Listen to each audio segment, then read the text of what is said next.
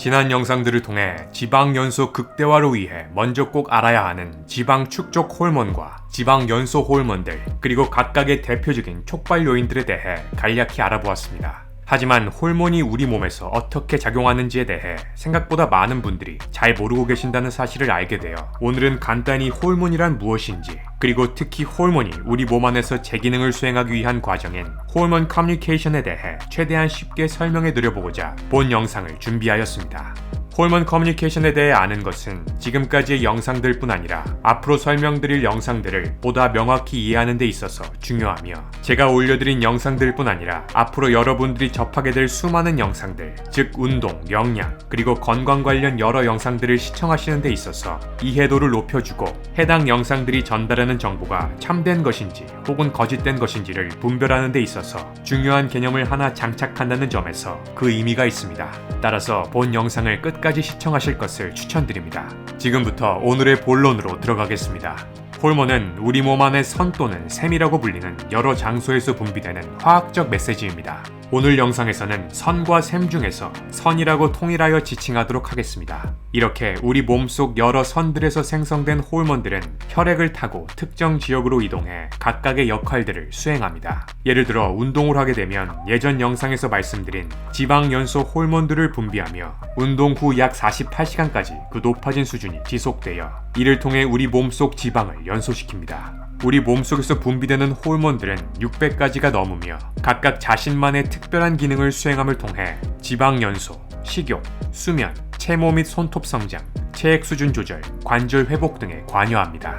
앞서 말씀드렸듯 호르몬은 메시지입니다. 따라서 우리 몸속 여러 선들은 매일마다 수많은 호르몬들을 만들어 우리 몸이 무엇을 할지에 대한 메시지를 각 부분에 전달해줍니다. 예를 들면 특정 호르몬은 심장에게 얼마나 빠르게 뛰어야 하는지에 대해 메시지를 전달하기도 하고, 또 다른 특정 호르몬은 뼈에게 얼마나 빨리 성장해야 하는지에 대해 메시지를 전달하기도 합니다. 따라서 특정 호르몬이 제 기능을 수행하지 못하게 되면 해당 호르몬이 담당하는 그 기능에 문제가 생기게 됩니다. 그렇다면 호르몬이 제 기능을 수행하기 위해서는 어떻게 해야 할까요? 선이 호르몬이라는 메시지를 보내는 사람이라고 가정하면 세포는 해당 메시지를 받는 사람이라고 볼 수 있습니다. 중요한 점은 호르몬 시스템은 one-way, 단방향이 아니라 two-way, 양방향 시스템입니다. 따라서 선에서 호르몬 메시지를 보내고 세포가 해당 메시지를 받게 되면 세포는 해당 메시지의 지시대로 수행하고 해당 메시지를 잘 받았고 잘 수행했다고 답장을 보내게 됩니다. 즉 선과 세포는 서로 커뮤니케이션,